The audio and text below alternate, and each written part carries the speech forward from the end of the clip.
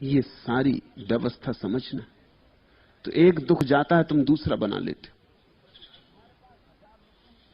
तुम्हारे पास 1000 रुपए हैं, तुम कहते हो 10,000 हो जाएं, बस फिर निश्चिंत हो जाऊंगा। तुम क्या कर रहे हो?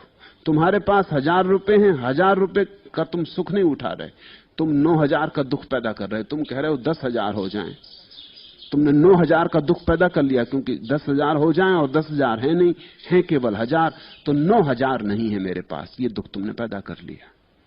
1000 का सुख तो नहीं उठाया, 9000 का दुख पैदा कर लिया। अब ये दुख कहीं भी नहीं, सिर्फ तुम्हारी कल्पना में, कामना में, वासना में। अब तुम लगे दौड़ने की कैसे 10,000 हो जाए। एक दिन 10,000 भी हो जाएंगे, लेकिन उस दिन तुम कहोगे कि अब लाख से बिना काम नहीं चलेगा। चीजों के भाव भी बढ़ गए और जिंदगी कहां से कहां चली गई। और निश्चित ही जिस आदमी के पास 1000 रुपए थे, उसकी आकांक्षाएं बहुत से बहुत 10,000 तक दौड़ सकती थी। वो भी जानता था इससे ज्यादा की आकांक्षा करना सीमा के बाहर जाना होगा। गरीब की आकांक्षाएं भी गरीब होती, ख्याल रखना। अब गरीब आदमी ऐसा झाड़ के नीचे बैठा हुआ सपने नहीं देखता कि मैं सम्राट हो जाऊं। ये बात जरा इतनी फिजूल लगती, इतनी मूर्खतापूर्ण लगती कि ये होने वाली नहीं, ठीक रपास नहीं। सम्राट होने की बात क्या मतलब है? कुछ हल नहीं होता। गांव का भिखारी यही सोचता है कि इस गांव में मैं सबसे धनी भिखारी कैसे हो जाऊं, ज्यादा से ज्यादा 150 भिखारी गांव में, इन सबका मुखिया कैसे हो जाऊं। बस इससे ज्यादा उसकी आकांक्षा नहीं होती, सबसे बड़ा भिखारी कैसे हो जाऊं। गरीब की आकांक्षा भी गरीब होती, अमीर की आकांक्षा भी अमीर होती, और ये बड़ा मजा है। तो गरीब अगर 1000 रुपए थे, 10,000 की सोचता था। जब वो 10,000 उसके पास हो गए तो अब वो अमीर हो गए, अब वो लाख की सोचता है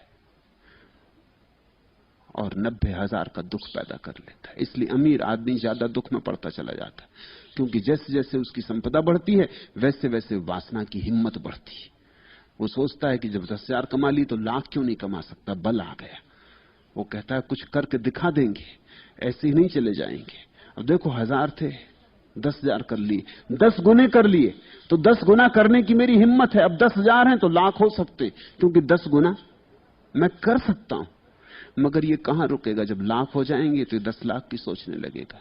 ऐसे तुम रोज ही दुख बनाते जाओगे, रोज दुख बड़ा होता जाएगा, रोज दुख फैलता चला जाएगा। एक दिन तुम अगर पाते हो कि तुम दुख में घिरे खड़े हो, सब तरफ दुख से भरे पड़े हो, दुख के सागर में डूबे हो, तो किसी और की जिम्मेवारी नहीं, तुमने अपनी ही वासनाओं की छाया की तरह दुख पैदा कर लिया। दुख से मुक्त होना है तो सीधे दुख से मुक्त होने का कोई उपाय नहीं, वासना को समझो और अब वासनाएं मत फैलाओ।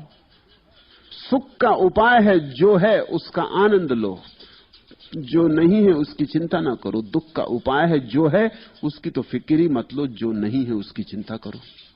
दुख का अर्थ है अभाव पर ध्यान रखो, भाव को भूलो।